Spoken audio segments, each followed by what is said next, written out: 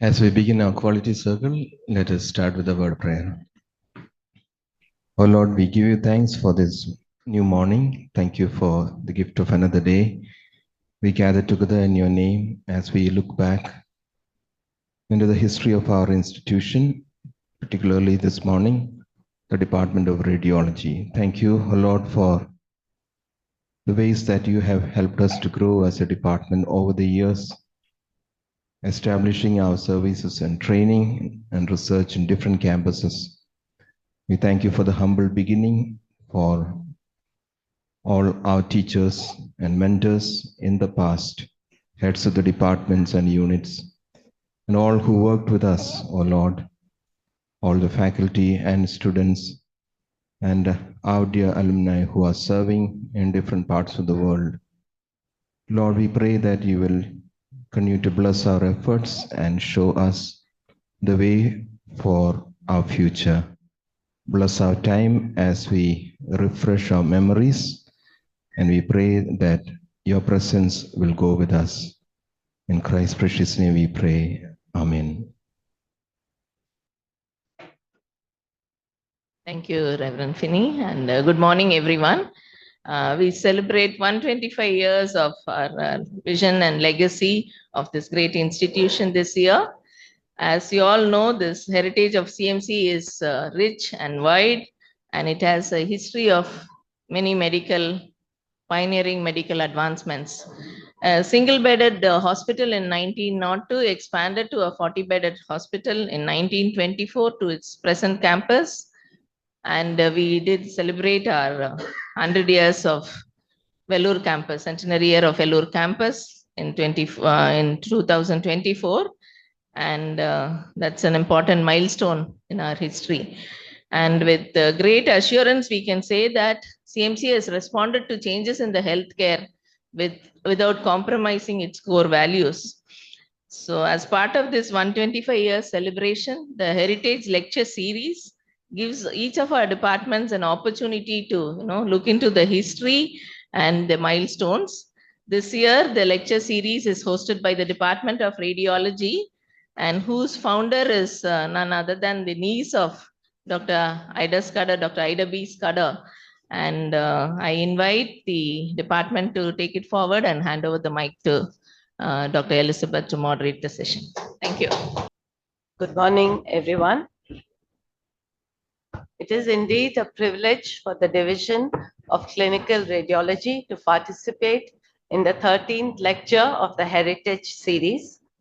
The department traces its roots to Dr. Ida Bell Scudder, who was the niece of Ida Sophia Scudder. Both were determined women who bore a striking resemblance to each other in both character as well as appearance. Ida B. Scudder single-handedly managed the combined departments of radiology and radiotherapy from 1936 to 51. Eventually, intervention radiology branched out as a separate unit from the Department of Radiodiagnosis in 2019 to comply with university guidelines for initiating a DM course. This led to the establishment of the Division of Clinical Radiology. Today, we are the largest department at CMC with a total staff of over 400. I want to invite Dr. Eapen, an abdominal radiologist and the current head of the Department of Radiodiagnosis, to begin the day's talk.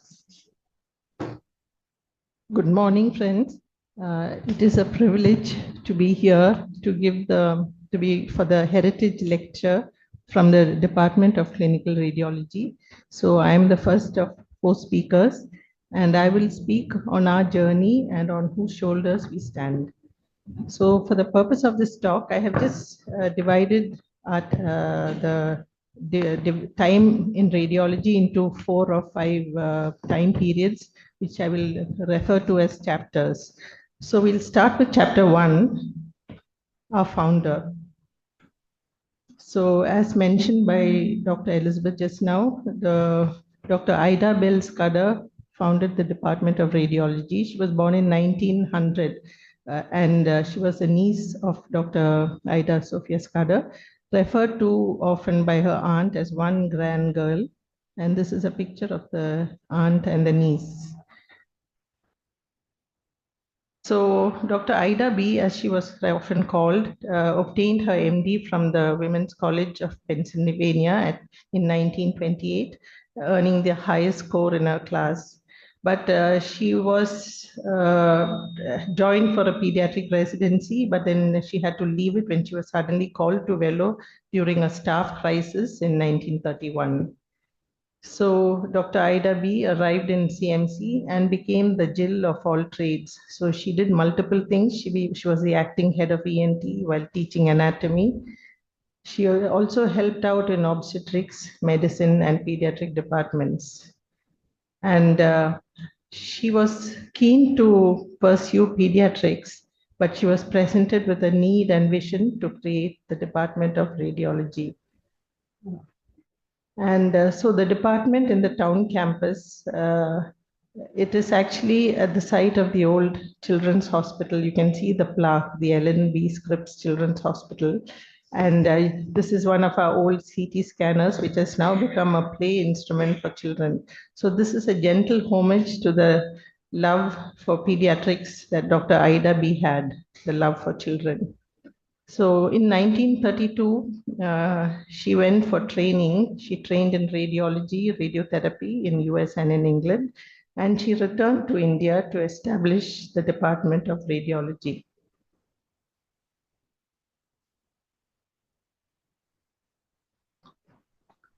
So this is a picture of the actual inauguration of the Department of Radiology in 1936. So the department had humble but busy beginnings. The first X-ray machine was a stationary anode tube couch in the 1930s. And in 1948, a skull radiography machine was obtained for neuro investigations. So these are some pictures from the old days. You can see Dr. Ida B pointing out images on some barium images to a doctor. And then, apart from the radiology work, she also made sure she had time for her roadside clinics. And this is a picture from one of the roadside clinics of long ago.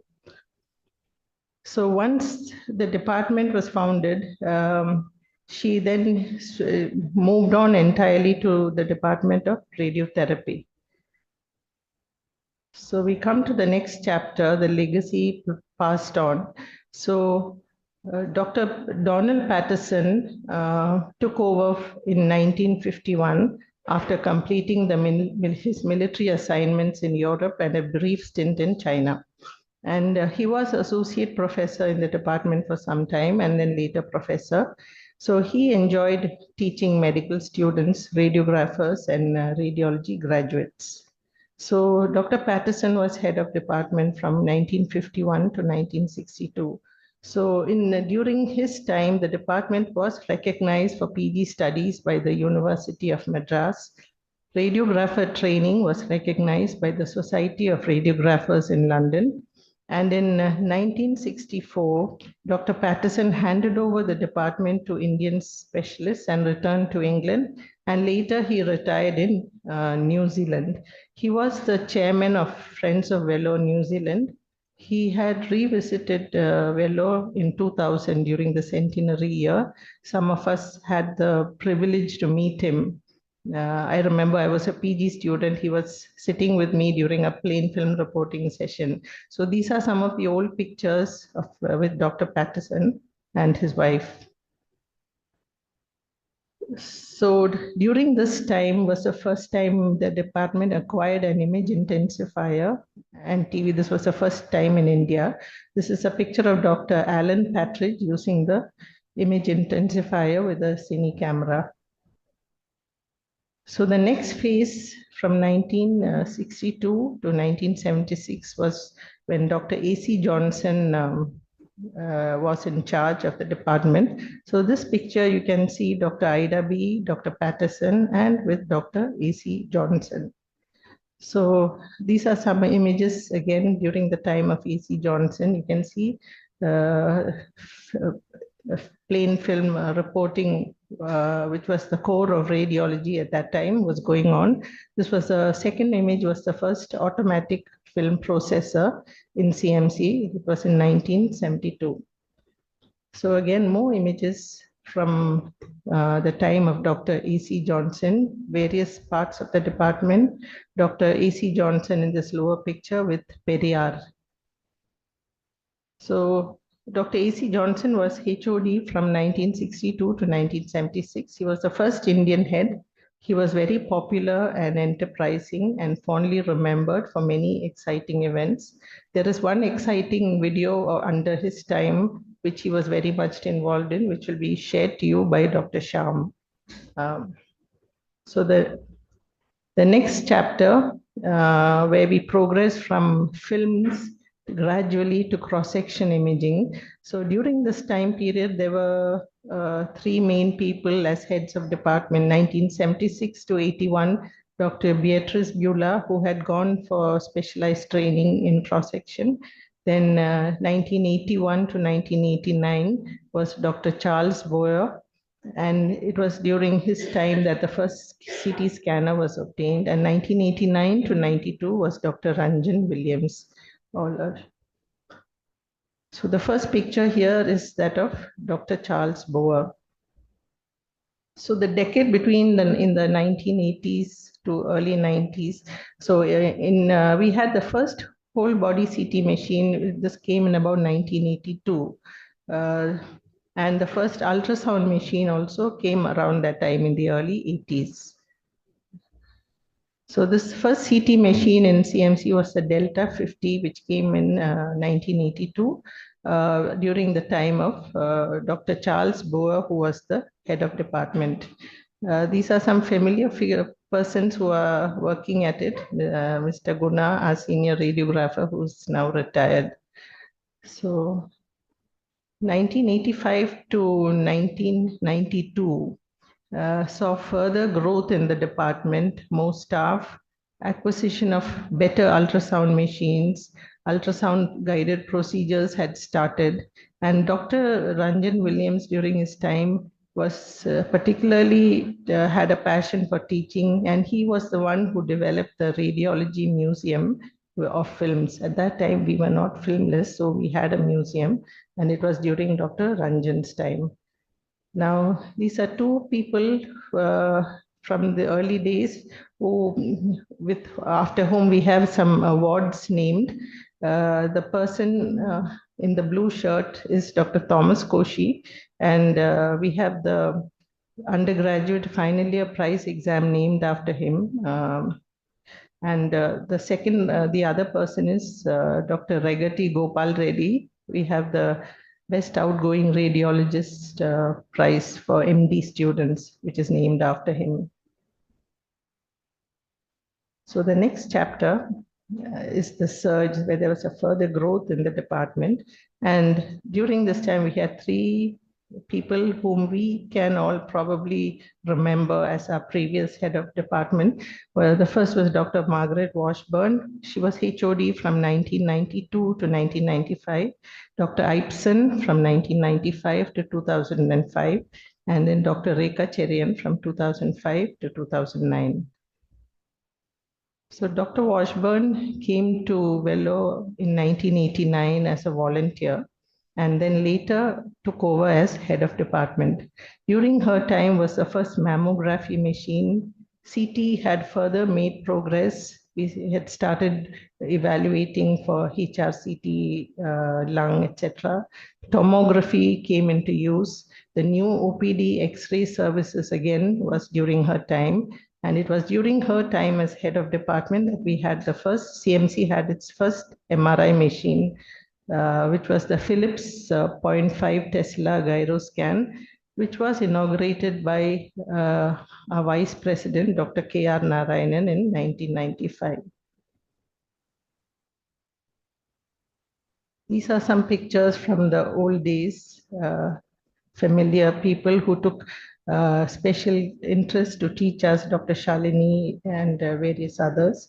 The team making the Christmas dinner, the radiology biryani, which is also still very popular today, used for various gatherings such as graduation. When I see the phenomenal growth of CMC and the radiology services in terms of patient care, education, and research, I am proud, so proud, to have had the privilege of being a part of it. It is great to see the expansion of radiology services in different locations. Some of my students are seniors in the department today. It is a feeling of fulfillment to know that many of my students serve as efficient radiologists in different corners of the world and remote places of need. I'm sure they all remember the CMC motto, not to be ministered unto, but to minister. So this was Dr. Washburn during the inauguration of the Chittoor campus. So the next head of department was Dr. Eapen, whose vision was mainly responsible for the making of a filmless, digitalized department, which has actually revolutionized the way we work. It was also during this time that we had the first multi-slice CT, spiral CT, and he was the man behind PACS. So the picture archiving and communication system came to CMC in 2000 due to the vision and implementation by Dr. Eapen. And this was the first PACS system in the country. The details of PACS and its evolution will be told to us by Dr. Vinu after this talk. So this was the Philips 3 Tesla MRI, which we have inaugurated in 2006, and it was inaugurated by Dr. Pranab Mukherjee, the Union Minister.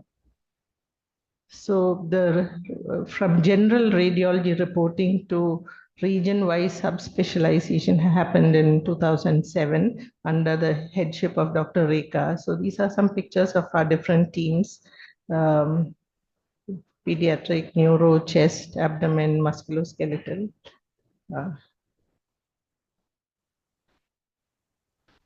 So how is the department now? So we span across 3 campuses, the town campus, Chittoor campus, and the Ranipet campus. Equipments, this is some detail about the number of equipments across all the campuses. A total of 7 MRIs, 4 in the town and 3 in Ranipet campus, 6 CT machines, about 40 ultrasound machines, 2 DSA biplanes, 17 X-ray units, 17 C-arms, and various other 7 mobile X-rays. This is spread across the 3 campuses. And this is this graph shows the growth of the number of investigations done in the department over the years. From small numbers in 2000, there has been a steady growth, especially for ultrasound, CT, and MR. And along with that, there also has been an increase in staffing. So this is just a rough, the workload in the department. Around 3,000 studies per day and an average of about 72,000 studies per month. So this is the last 1 year stats that is listed below. The number of CTs, MRI, and ultrasound. Now, after postgraduate and fellow training, in 1967, we had the diploma, which continued, which had increased to 3, then it increased to 6 in 2016, and in 2019, it was merged with the MD. So now we no longer have the DMRD course. The MD program had started in 1970, 2 candidates. Then at one point, MD had to be discontinued, and then it restarted in 2002 with 2 candidates, then increased to 6 in 2011. In 2019, it became 12, and in 2023, it became 24 PGs per year. Fellowship again was started in 2008, a single cross-section fellowship. In 2013, it became, we added on pediatrics, then later cardiovascular imaging was added on. And now we have about 16 fellowship seats for each subspecialty. So these are the subspecialties for which the department offers fellowship: abdomen, neuro, chest and cardiac, pediatric, musculoskeletal, trauma, and head and neck, and the number of seats for each of these. So this is again the growth of our PG and fellowship seats. You can see now with the postgraduate number of postgraduates per year, there's been a sharp increase, 24 per year, and fellowship seats also have increased to 16 per year. So teaching has evolved. Some images of the early days and some pictures from our morning academic sessions which we have daily. So how we do it for this large number of postgraduates, which is on Teams, and it is relayed across to both campuses in Ranipet, and both the campuses. It happens every day between 8 to 8:30 on Teams. So these are graduates of various years.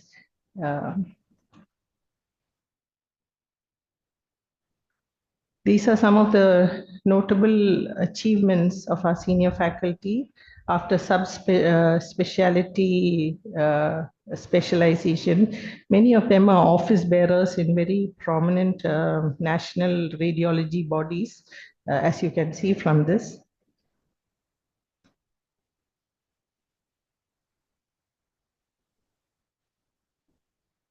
And some details on the research for the last 1 year.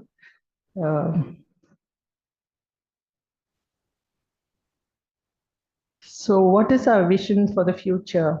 So, of course, to maintain professional excellence, adapt to newer technology, which I have no doubt the department will easily adapt. You have seen how we have evolved from a single X-ray unit to what we are now.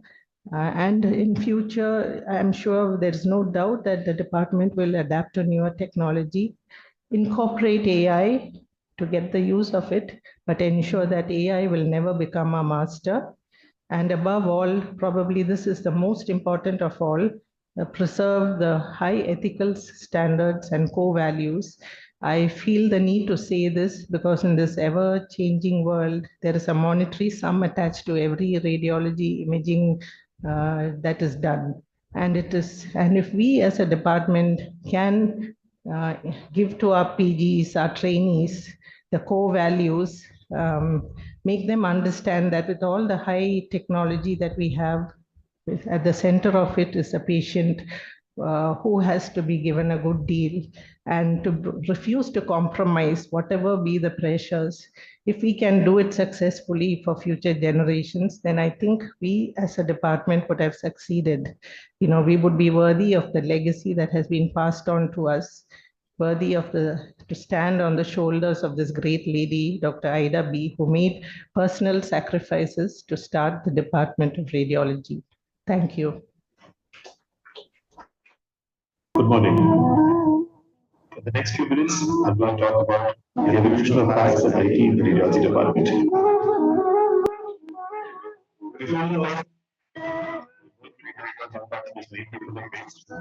This picture shows Dr. Ida Scudder, who was the first radiologist in CMC, and was taken a baby to a medical student.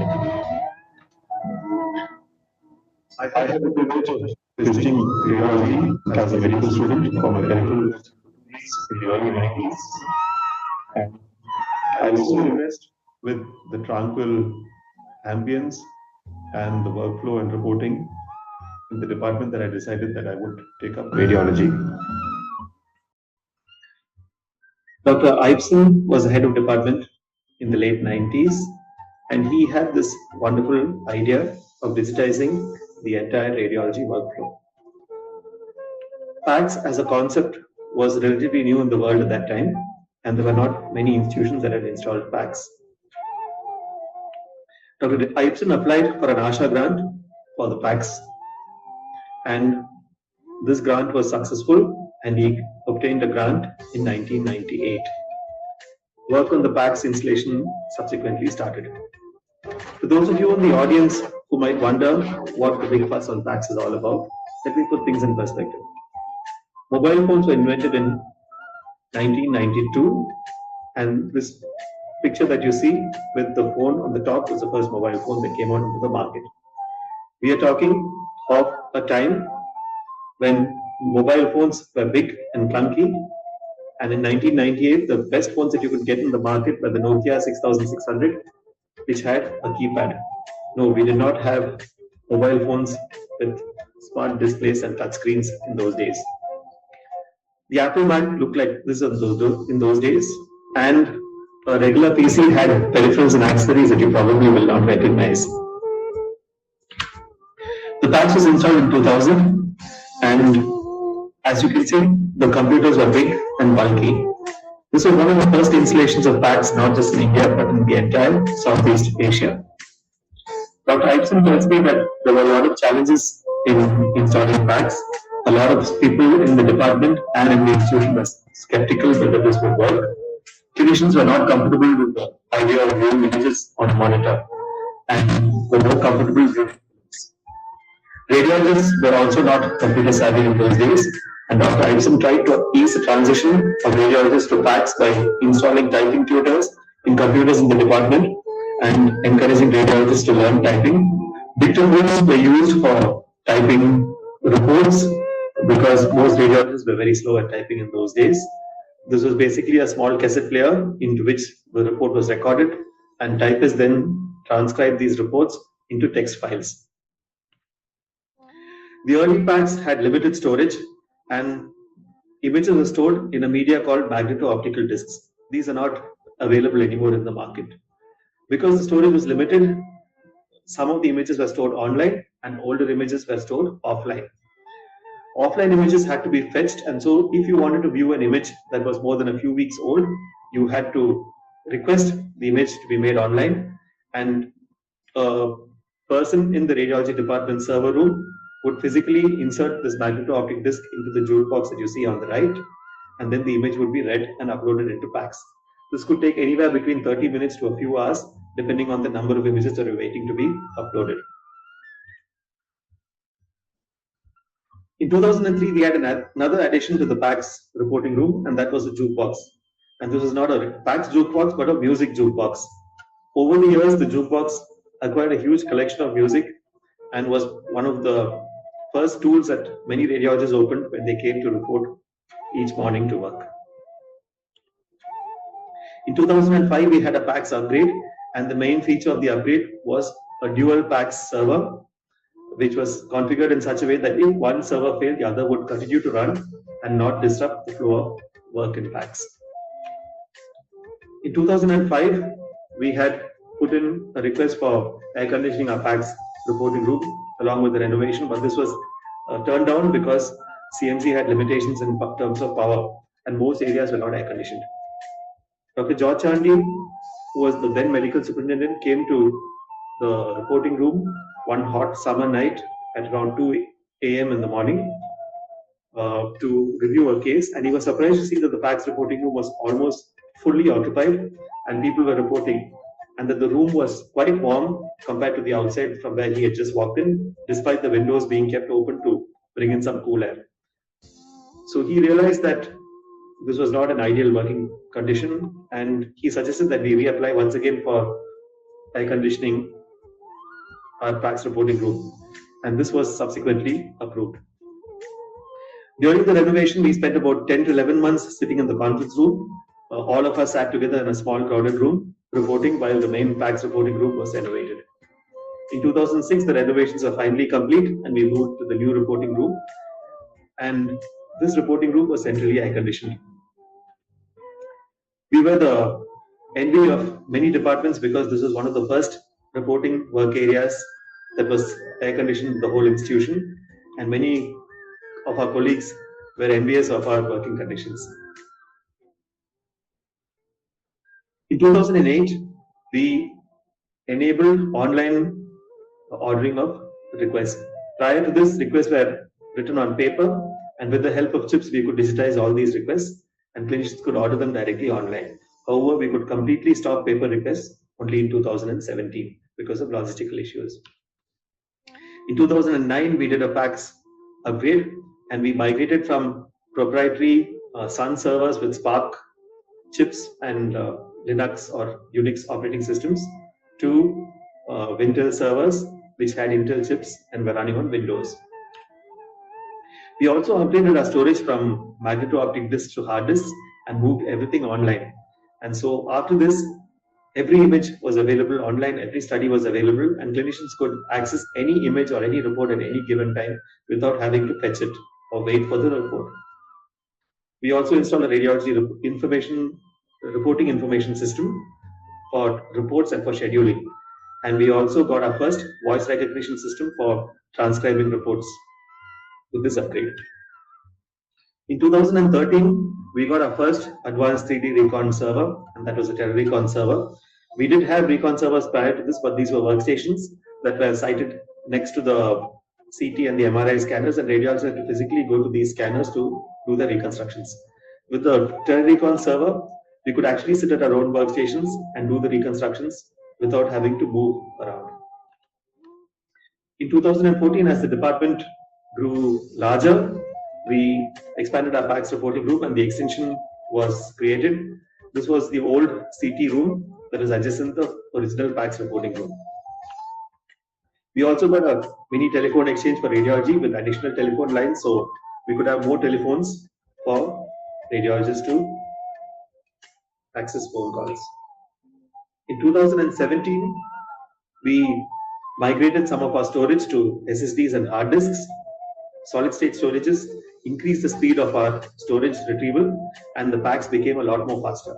We also migrated our storage to a vendor neutral archive, which is basically a storage repository from which any software that can access a PACS repository can access data, and the data is not tied to a single vendor. We moved our reporting software to a browser-based software, and this enabled us to also start reporting from home. Prior to this, we could only see images at home, but we could not put reports. The other big change that happened in 2017 was automatic scheduling. We could enable scheduling of all radiology appointments in the same counters in which patients paid for their tests. Before this, after the patients paid for their radiology test, they had to go to a separate counter in radiology, either in the OPD or in the inpatient area, and stand in a separate queue to order these tests. With the help of chips, we were able to make this a single queue. In 2022, the Dept campus PACS reporting room opened. This is a large facility with space for about 40 to 45 people to report. We also got a second PACS server room in the Dept campus, and we plan to use this for setting up a second server with a second storage replicated so that we can continue to function in the event of a disaster like a flood or an earthquake or a fire. How has PACS made a difference? It has definitely improved the efficiency of our work. Many steps that were manual were digitized, and the increase in radiology exams that are done each year, exponential increase, can partly be contributed to the efficiency that PACS has enabled. CMC had a huge space issue in the early 2000s, and with PACS we were able to reclaim a lot of space. The entire basement that was used for film archives was reclaimed, and the PACS server room that you see on the left is actually a single room that was partitioned into half, with half being used as a server room. The interior of the server room that you see on the right has just 2 or 3 storage racks with all the storage and the PACS servers, and that was all that was required for storing all the radiology exams. We were able to work independent of where exams were done. We could work in the Dept campus, in the main campus, in the Chittoor campus, and this was made feasible because of PACS. What does the future hold for radiology? AI tools are all the rage, and vendors have already started implementing AI augmented tools to optimize radiology workflow and reporting. Radiology reporting AI tools have become very popular. There are many tools that are already available in the market, some of which are completely automated and some of which aid the radiologists in reporting. In the future, many radiology reports will probably be completely automated. And I still hold fast to my hope that someday I will be able to sit in a PACS reporting room with a cup of coffee, relaxing while AI does all its reporting for me. We have been using computer monitors, mice and keyboard for the past 2 decades. but there is newer technology that is available.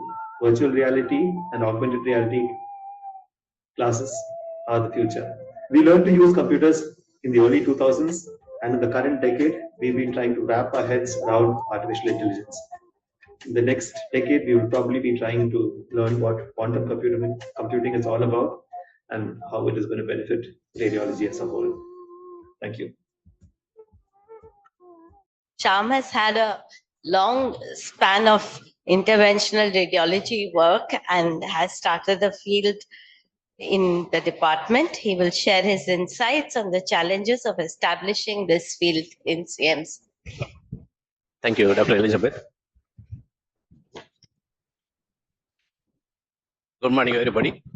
Thank the administration for giving this opportunity. And Dr. A.B. Simon had asked this presentation to be made. We found that it was a great opportunity to catch up many memories and a lot of photographs. Maybe about 500 photographs were collected in the last 2 months from various people.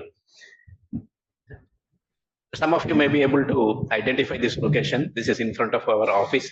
During daytime, this area is very busy. This is one of the nights where we had come for doing procedure. This is just outside the DSA room. This wall is the DSA room wall and in front of the office, and we are doing some interventional procedure inside. At the same time, the kid of that patient was being put into sleep, and you can see an innovation was done by this aunt, where they put a blanket and made into a temporary cradle. And this is the innovation what we see, and we feel innovation is the interventional radiology. As Dr. Anu showed, we can see there is a plaque outside our department, just in front of the office. This was the G ward. If you see, we have various wards, A ward to H ward, J ward, I ward, but there is no G ward in the main campus. This was the original G ward, which was for women and children. And Ellen Browning Scripps was the donor for this part of the building.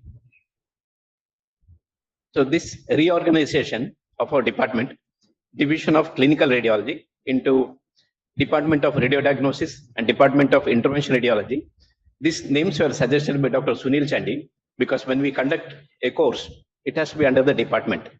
And I kept on asking him whether a division is bigger or a department is bigger, but he said these are the correct terminologies. And as we have already discussed, Dr. Ida B. Scudder, who started the department, and subsequently she moved to radiotherapy, and she handed over to Dr. Patterson. And Dr. Patterson has done a lot of work in interventional radiology during those days. And this is one of his famous papers on leprosy. So when we see the patients with Hansen's disease, there is a resorption of the fingers, there is a resorption of the bones, soft tissue. What happens to the arteries? This was his study. And when I joined the department in 1994, I saw huge bundles of X-rays, angiograms, and you can see that this is one of the angiograms where digital arteries are resolved towards the ends of the fingers. And subsequently, Dr. Patterson moved back to UK, and then he went to New Zealand, and he had done a lot of work there also. And you can see when he passed away, an obituary was published in Australasian Radiology, and in this, his work in CMC Vellore has been mentioned. When I used to attend as a PG various conferences, the senior professors whom we met and they say we are from CMC Vellore, the first question they were asking is, do you know Dr. Johnson? Dr. Johnson was very famous, and he was very famous for a snake experiment, but his actual radiology work was many more on voluntary kidney donors and neurodiagnostic work. And this is one of the famous videos. What he has done is, one day when he was traveling from Pagayam to the main hospital, he saw a snake charmer and he was performing on the roadside. He was eating live snakes. He was swallowing live snakes. I have removed that part of the video because it may not look nice to show here.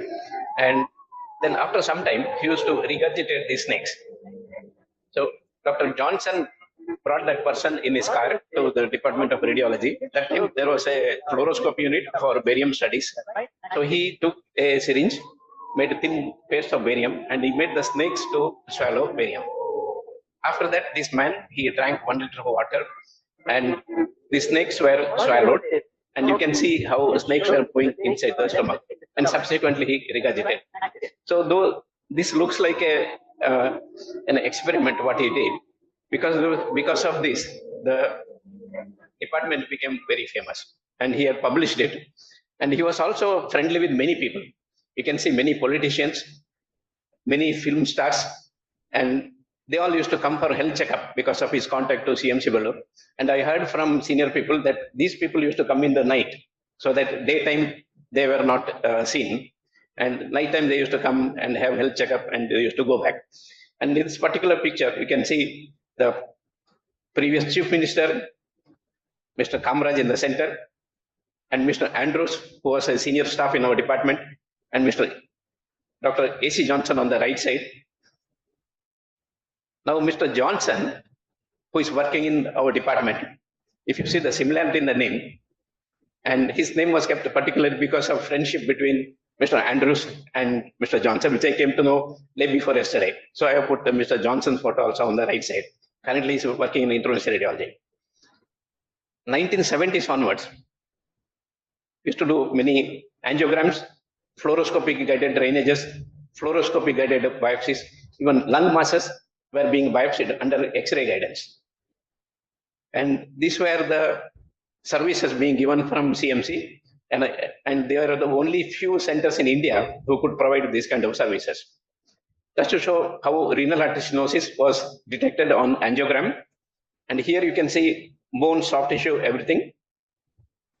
And this is a percutaneous biliary drainage, and percutaneous transhepatic cholangiograms also being done to identify where was the level of block in the biliary tree.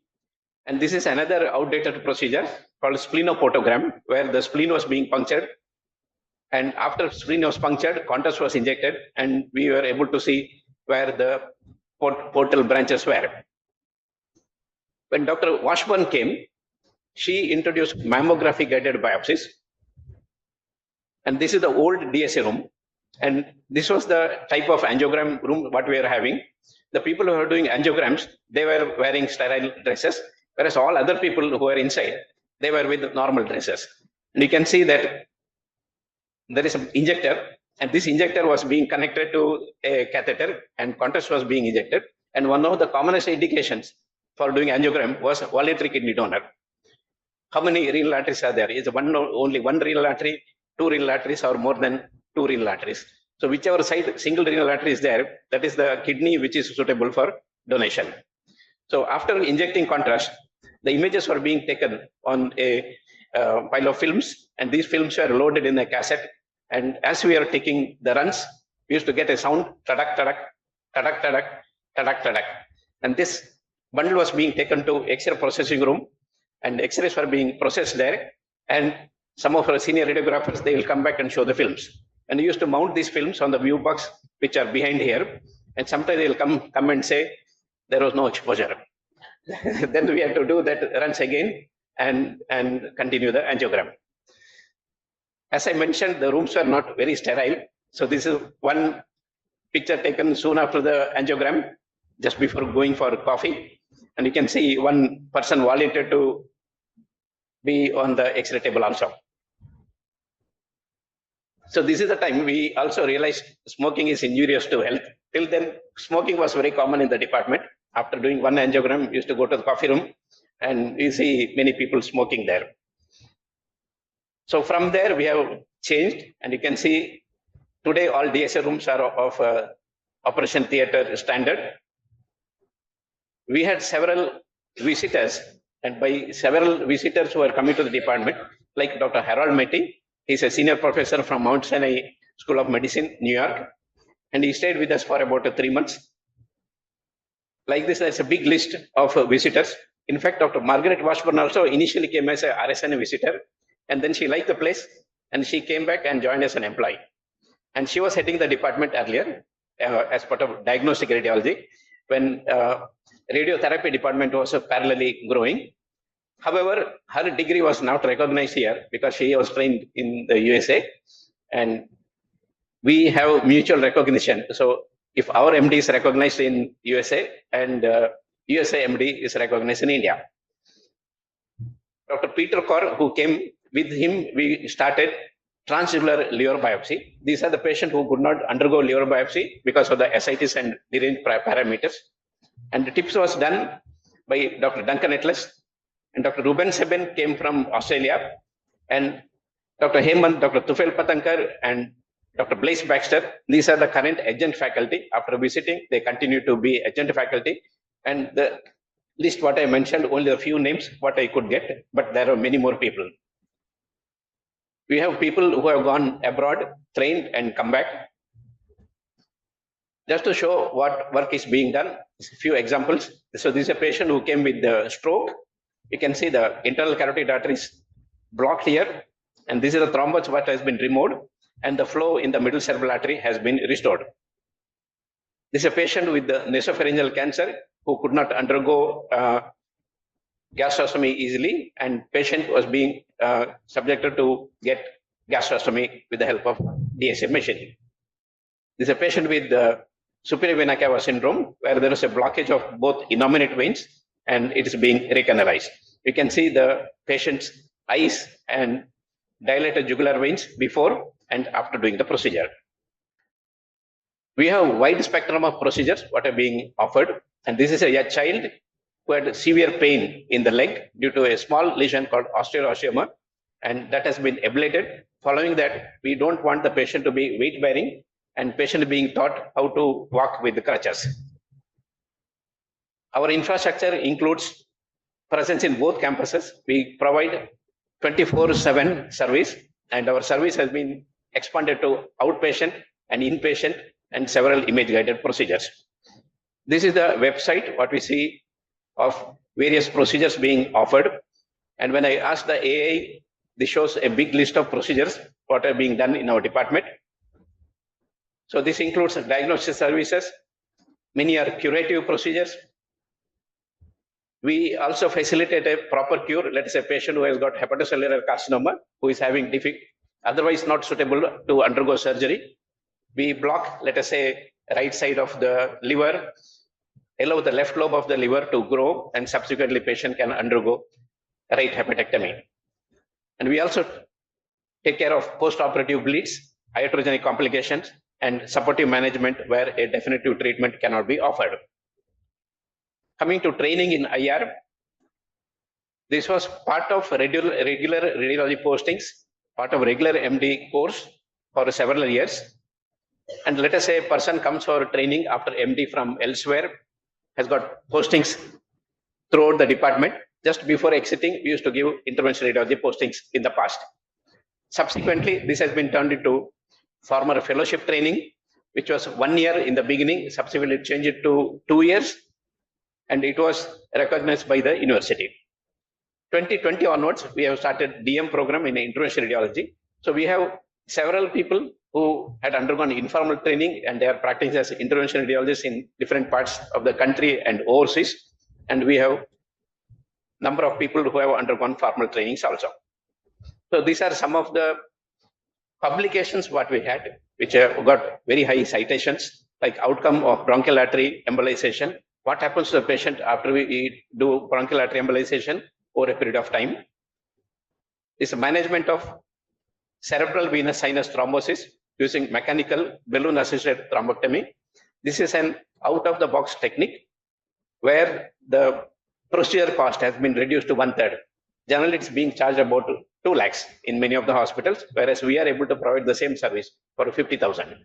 That's because of this modified technique. And this is the management of vertebral hemangioma by alcohol injection. As Dr. Anu mentioned, we have presence in several associations and presence in several journals in key posts. We have conducted many conferences in Vellore where interventional radiology was included. And as we see our infrastructure, it is very good to conduct academic programs. However, to provide other logistics, we have limitations in Vellore. We are able to conduct state conferences, national conferences of medium range, like subspecialty associations. We have conducted several workshops and postgraduate oriented learning opportunities. Our PG refresher course is very famous. That is a focused training for MD final years. Similar program we started for interventional radiology also. In 2017, we had conducted a winter symposium program, and this was focused on vascular anomaly, birthmarks and beyond. And this was a multidisciplinary conference. And I'm very happy to say that the key members from International Society of Vascular Anomaly, they could come and participate in this conference. So this is a interventional radiology training course for the trainees. And you can see the person who is in the center is Dr. Duncan Eccles, whom I mentioned earlier, who started TIPS in our department.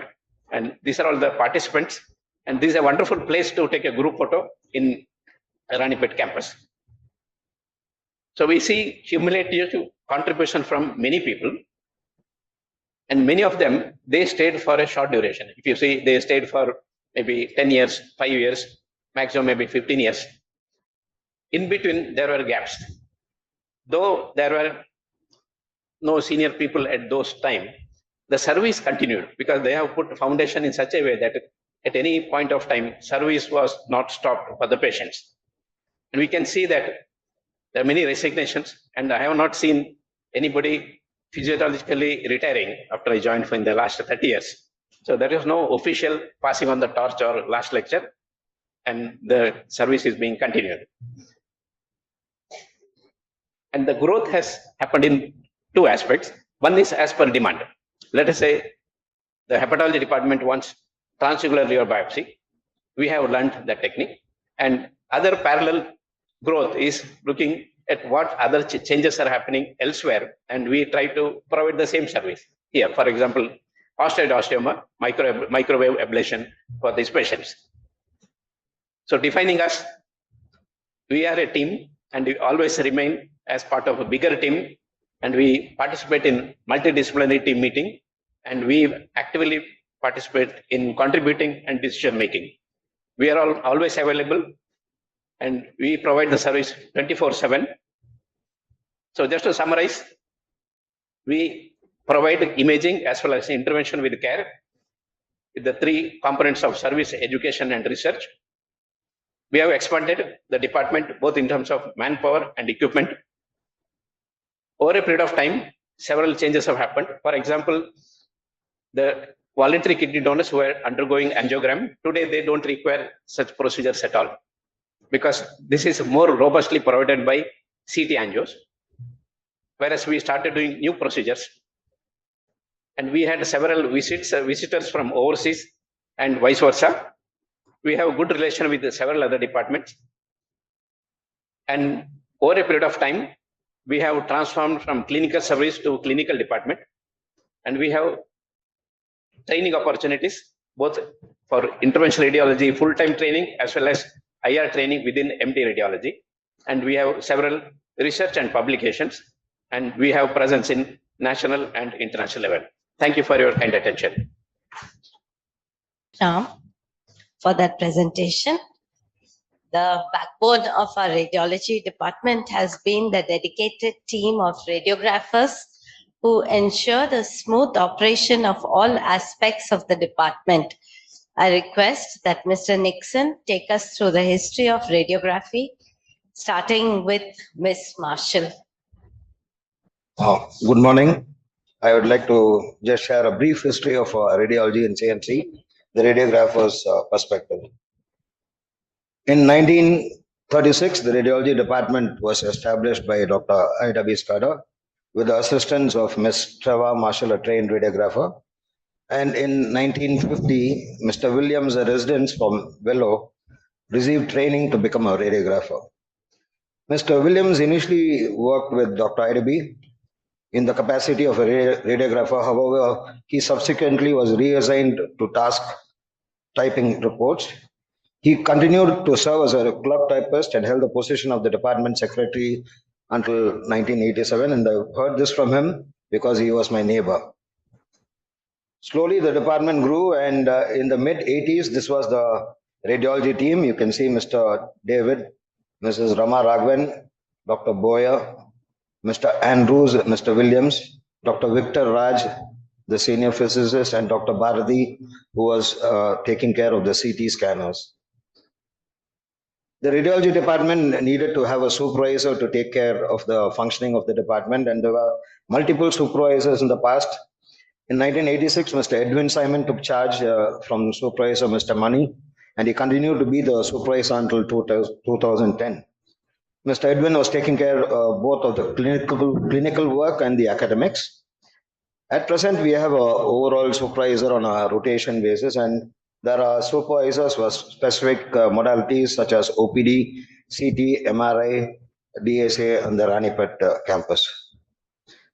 The radiology department, which you see, was not so big in the mid 80s. The radiology department was shared with the radiotherapy department, and there were only few machines over there, maybe around 13 machines. And now we have about 94 machines in both the campuses. And as earlier said, the department has become filmless since 2000 and RIS since 2013. In the 80s, there was a radiology registration counter located at the present waiting area where the patients had to register for the radiological investigations. Each hospital number had an X-ray number. So the old X-rays of patients were stored in a designated folder in the radiology basement. So these previous films had to be retrieved from the basement if a patient was coming for an X-ray so that these images can be compared. The workflow, the processing of the X-rays initially was in the dark room, and it was like we were back into the dark days. And subsequent, the patients had to wait for a long time because the films had to be processed until they could leave the department. Subsequently, the installation of an automatic processor streamlined the workflow. The cassettes which were used for imaging were notably very heavy and needed to be manually transported from the diagnostic room to the dark room. About 40 to 50 mobile radiographs were done in all ICUs during early morning hours. So this is a picture of the old portable machine and the cassettes, which were very heavy, and with only 2 radiographers on night duties, it was a really tough job. So the radiographer was tasked with traversing the entire campus to complete this essential function. The exposed cassettes had to be processed manually, and it used to be used for the next round of radiographs. The work was really hectic and exhausting until we had the automatic processor. In 94, the department started an OPD section owing to the increase of need of OPD X-rays. And in 2000, as earlier said, the PACS system came. Later on, the radiological services have extended into the peripheral campuses, Rusha, Rehab, and Chittoor. This advancement significantly enhanced the efficiency and effectiveness of our operations. So pictures show the X-ray machines in the 80s and the new sophisticated machines nowadays.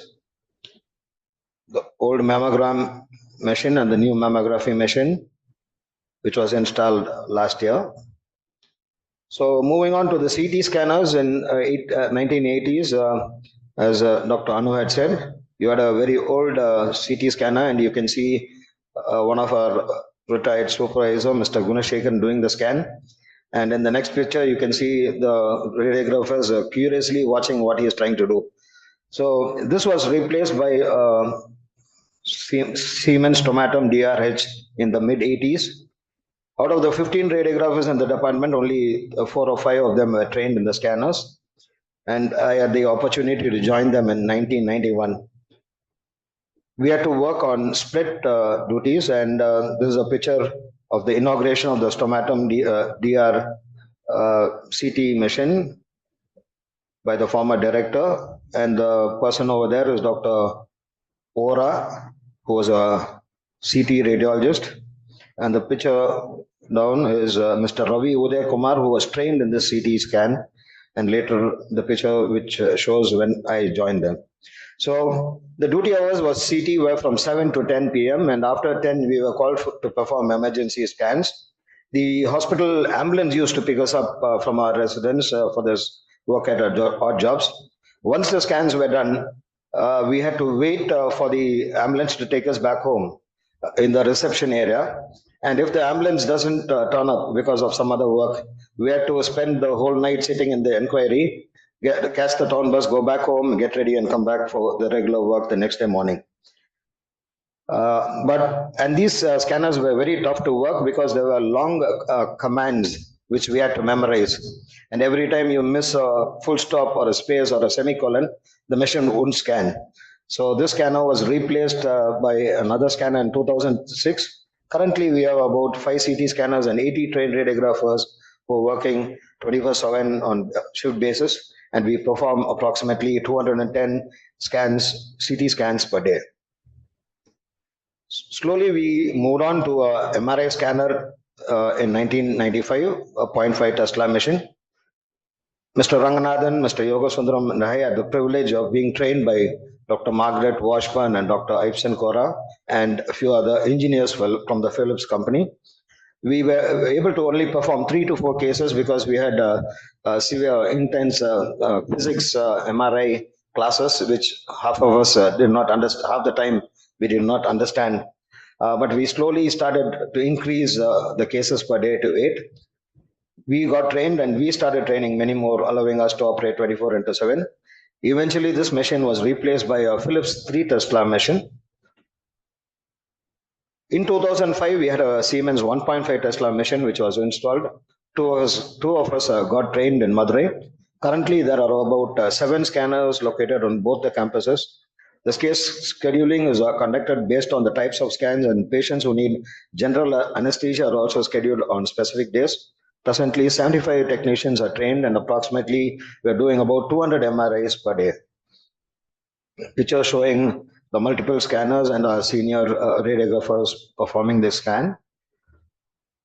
The original group of 15 radiographers grown to a total of 185 radiographers now.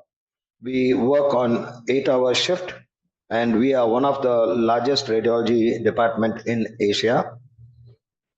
Dr. Thomas Koshi Award and the Rotary Award. From the year 2000, a Best Radiographer is awarded a Dr. Thomas Koshi Award to appreciate their hard work and commitment. The Rotary Club also awards a Best Radiographer award every year since 1994. This has been a great encouragement to the staff working in the department. And these are the lists of the awardees of the Thomas Koshi Award and the Rotary Award. Few of us have been awarded and are very privileged by this senior training fellowship. This has really helped us to learn the new techniques and new innovations over there, and we have learned them and come and used them in our institution, which has really helped us do better imaging. In the year 2018, the radiology department was given NABH Excellent Award for the best clinical area. Moving on into academics, as Dr. Anu ma'am said, Dr. Patterson had started the radiographers course in 1953, and the best outgoing award for the diploma student is still presented in his name. The radiographers training course was recognized by the CMI in 1954, and the first batch of 5 students were trained that year. There used to be an MSR program, member of the Society of Radiographers, and the faculty from abroad used to train our radiographers to go through this exam. Late Mrs. Kanti Thoruraj, who worked as a technologist in radiotherapy, had undergone this program. And when I joined this course in 1987, the student intake was only 12. In 2011, the BSc Radiography course started. Since 2011, the BSc students intake is 10 and the diploma students is 6. Students are assigned to clinical areas and attend classes in scheduled times. Classes are conducted by the tutors, radiologists, and the physicists.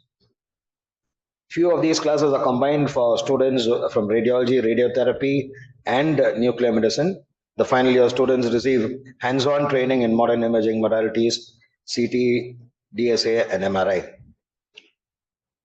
There are multiple CMEs conducted for students and staff annually. In 2010, we had an alumni reunion along with the CME to mark the superannuation of Mr. Edwin Simon. These are the topic was radiological emergencies, and you can see all the heads of the ICUs over there.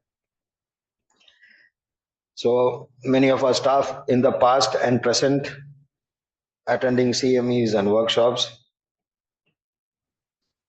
So the training for radiographers, the junior level staff up to 4 years work in routine radiography, and at 5 years they start getting CT training. Following a CT training, they are trained in MRI. The training of protocols and imaging techniques are by the senior radiographers and senior technologists. Alumni trained through CMC are positioned across the country and internationally, many of whom have taken responsible roles in administrative positions within the field. They are all over the globe.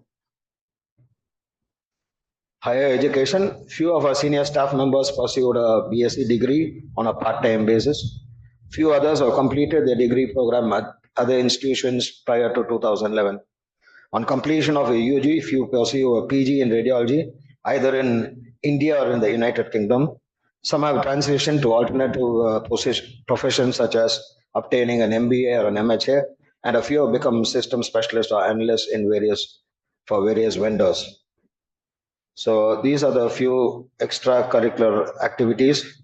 So the radiographers, apart from being good at the clinical and academic work, have also excelled in extracurricular activities in sports, games, retreats, and especially the biryani for all the institutional functions.